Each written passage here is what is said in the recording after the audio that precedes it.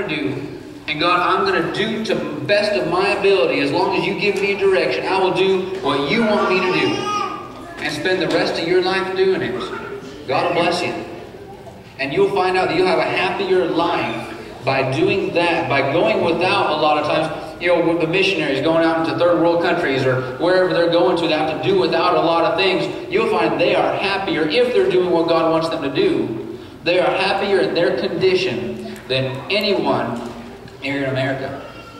No matter what, because they are doing what God wants them to do. We're going to go to Chile, and then when we get there, after we've been there for a while, start a few churches, do what we can, go to another area, maybe Argentina, maybe Peru, I don't know. Anywhere that speaks Spanish, need to get saved. That's it. That's our goal. We want to go everywhere that the Lord will allow us to go.